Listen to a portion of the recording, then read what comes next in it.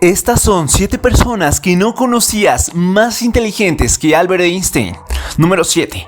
Gauss, la teoría de números. Si los números pudieran hablar. National Geographic, RBA. Antonio Rufián Lianza es profesor del Departamento de Estadística e de la Universidad de Sevilla. Es autor de artículos y libros de investigación matemática y de una novela de ficción. Introducción. Si se hiciera un muestreo entre los profesionales para que confeccionaran una lista de los 10 matemáticos más importantes e influyentes de la historia, estamos seguros de que casi todos ellos incluirían a Carl Friedrich Gauss. Esta conjetura, como veremos en este libro, hacer conjeturas es un método de trabajo muy propio de matemáticos. Está fundamentada en 2 motivos. El primero es la enorme importancia de sus aportaciones matemáticas. Para evitar que se nos acuse de constatar lo obvio, conviene señalar que la valoración de la importancia de los resultados científicos es un ejercicio siempre subjetivo, aun en el caso de una ciencia tan objetiva como las matemáticas.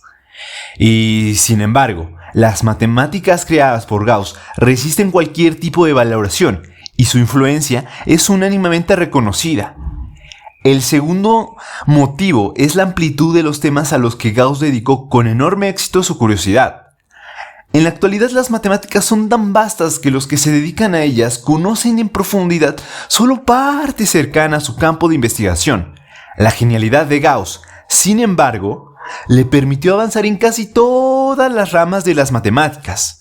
En consecuencia, tanto los especialistas en análisis matemático como los de análisis numérico, tanto los geómetras como los algebristas, los estadísticos o incluso los físico-matemáticos ven en Gauss a uno de los nuestros. Con excesiva frecuencia se usan adjetivos como niño prodigio o genio de las matemáticas, pero pocos matemáticos tendrían algo que objetar al hecho de que tales calificativos se atribuyan a Gauss. El simple número de ideas nuevas y descubrimientos que produjo el matemático alemán, incluso antes de cumplir los 25 años, parece inexplicable. Hijo de padres pobres, Gauss tuvo la suerte de poder sacar provecho de su talento matemático. Había nacido en una época en la que las matemáticas eran todavía una actividad privilegiada, financiada por cortesanos y mecenas, o practicada a ratos libres por aficionados como Pierre de Fermat. El protector de Gauss fue Karl Wilhelm Ferdinand, duque de Brunswick, que le permitió dedicarse a su vocación, sin el apremio de tener que ganarse el sustento con alguna u otra ocupación más rentable económicamente. En un acto de gratuidad, Gauss le dedicó su primer libro, Las Disquisitiones Arithmeticae, 1801, con lo que el duque vio asociado así su nombre a uno de los volúmenes capitales de la historia de las matemáticas. Gauss vivió en un periodo de extraordinario desarrollo político y social. Su adolescencia coincidió con la Revolución Francesa, pues tenía 12 años cuando se tomó la Bastilla. Vivió el apogeo de Napoleón en su madurez y su derrota en Waterloo, con 38 años. Alcanzó a ver la Revolución Liberal de Alemania de 1848 con más de 70 años. Durante ese periodo tuvo lugar la primera revolución industrial, que tan grandes efectos tuvo en la vida política y social europea. El desarrollo de la industria permitió llevar a cabo experimentos impensables hasta ese momento, con telescopios y otros instrumentos ópticos mejores y más eficaces. Como veremos, la vida de Gauss estuvo influida por todos estos sucesos. Por fortuna, su colección de trabajos ha permanecido bastante completa. Mucha de la correspondencia relevante de Gauss ha sido publicada. Sin embargo, Gauss era muy celoso de sus descubrimientos matemáticos y usaba un lenguaje cifrado para protegerlos. En opinión de algunos, la falta de difusión de sus trabajos ha provocado un retraso de medio siglo en el desarrollo de las matemáticas. Si Gauss se hubiera preocupado de divulgar la mitad de lo que descubrió y no hubiera sido tan críptico en sus explicaciones, quizá las matemáticas habrían avanzado más rápidamente. Su diario matemático no pasó de manos de su familia al conocimiento público hasta el año 1898. Su estudio confirmó que Gauss había probado, sin publicarlos, muchos resultados que otros matemáticos intentaron demostrar hasta bien entrado el siglo XIX. Sostuvo siempre que las matemáticas eran como una obra arquitectónica. Un arquitecto no dejaría jamás los andamios para que la gente viera cómo se había construido el edificio. Desde luego, esta filosofía no ayudó a sus colegas contemporáneos a la comprensión de su obra. La estructura lógica del tratamiento de los problemas matemáticos propuestas por Gauss, en la que se enuncian los resultados o teoremas, se procede a su demostración y se culmina con las consecuencias o corolarios, sigue siendo en la actualidad el modo aceptado de presentar los resultados matemáticos. El matemático alemán se negaba a anunciar resultados no demostrados, y esta renuncia supuso un punto de inflexión en la historia de las matemáticas. Si bien los antiguos griegos habían introducido la idea de la importancia de la demostración como componente indispensable del proceso matemático, antes de la época de Gauss, los matemáticos se interesaban mucho más por la especulación científica sobre su disciplina. Si las matemáticas funcionaban, no se preocupaban demasiado de justificar de forma rigurosa por qué lo hacían. Cuando Gauss se ocupó de la aritmética y de la teoría de números, estas disciplinas estaban constituidas por colecciones aisladas de resultados sin conexión entre ellos. Gauss recopiló los conocimientos existentes y los aunó en un marco común, señalando y corrigiendo los errores existentes. Llevó a las matemáticas del siglo XIX a cumbres insospechadas, unos años antes, y elevó la aritmética superior a la cima de las matemáticas, citando sus propias palabras: las matemáticas son la reina de las ciencias, y la aritmética es la reina de las matemáticas. Su primer gran resultado, cuando aún no había cumplido los 19 años, fue el descubrimiento del método para construir con regla y compás el polígono de 17 lados, el heptadecágono. La construcción de polígonos regulares había ocupado a los matemáticos desde la época de la Grecia clásica, con resultados irregulares, de forma que había polígonos, especialmente el de 7 lados o heptágonos, para los cuales no existía una técnica que permitiese su construcción exacta, solo usando regla y compás. Según el propio Gauss, que se sintió muy orgulloso de este descubrimiento durante toda su vida, la casualidad no tuvo nada que ver en ello, ya que fue fruto de esforzadas meditaciones.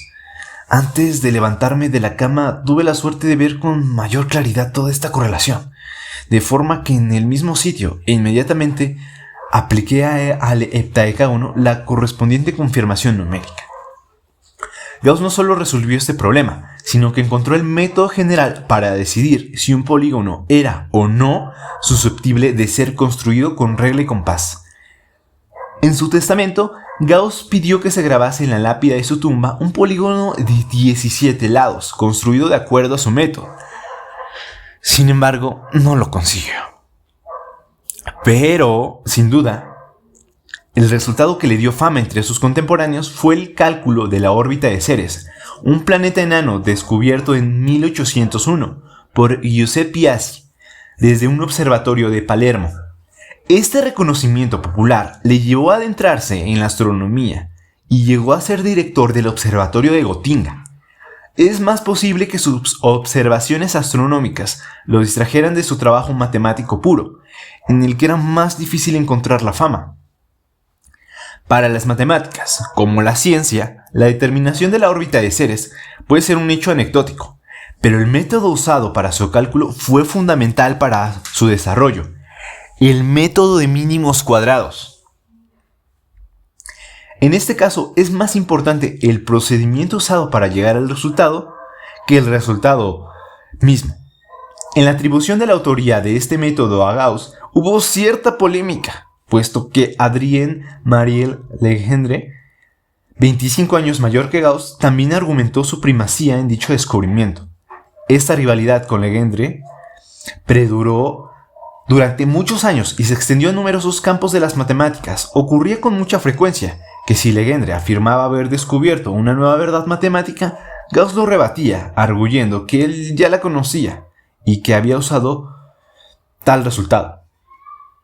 En una carta escrita por Gauss el 30 de julio de 1806 a un colega astrónomo llamado Schumacher, al que le unía una gran amistad, comentaba: «Parece como si yo estuviera destinado a coincidir con Legendre en casi todos mis trabajos teóricos».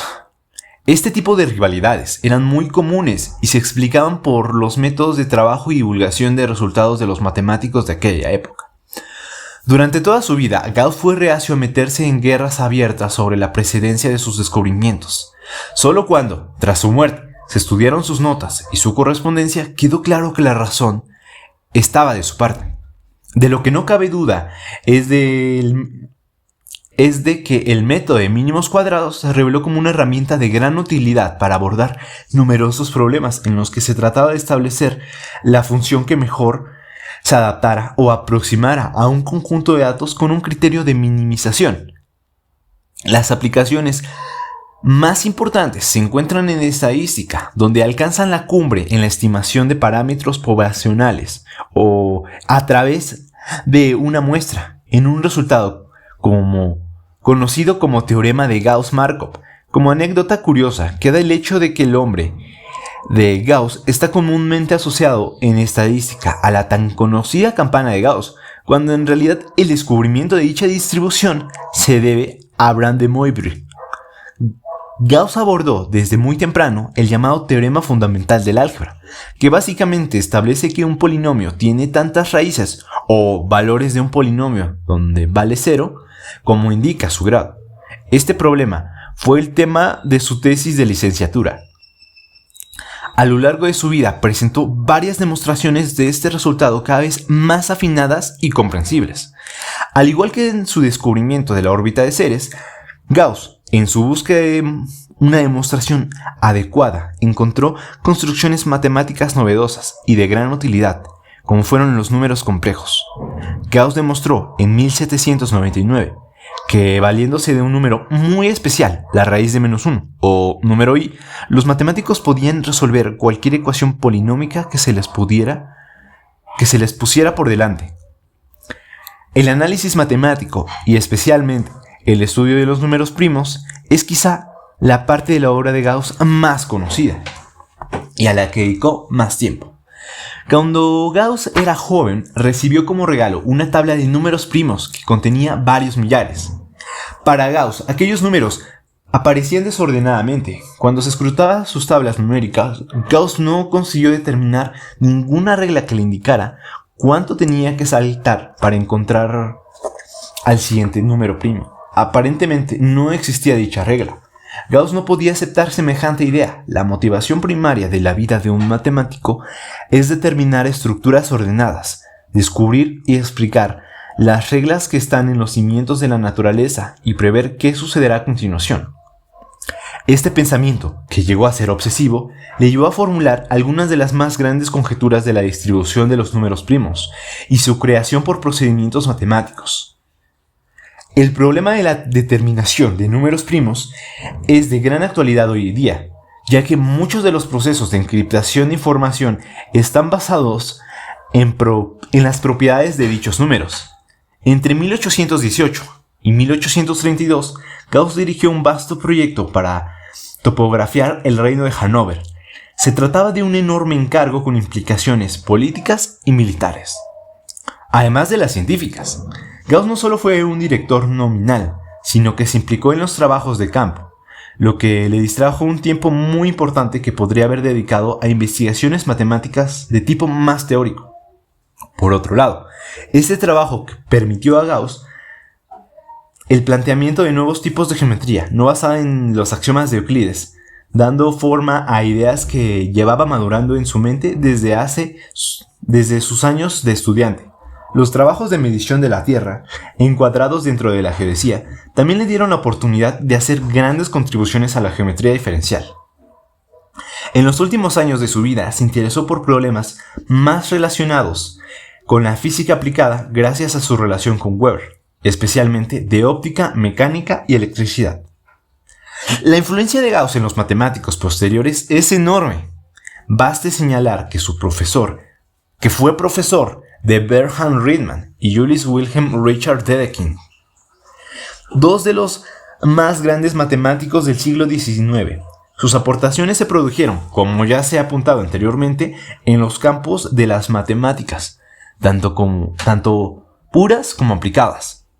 Además, también merece un puesto de honor en la física, y sus contribuciones en magnetismo, óptica y geodesia se encuentran entre las más destacadas de su época. Así pues, no es exagerado el título póstumo que recibió de Príncipe de los Matemáticos, y que el rey Jorge V de Hannover hizo acuñar en una moneda conmemorativa. Según el historiador matemático Eric Temple Bell, en opinión compartida por la mayoría de sus colegas, Bell ocupa, junto a Arquímedes y Newton, el podium de los grandes genios de las matemáticas.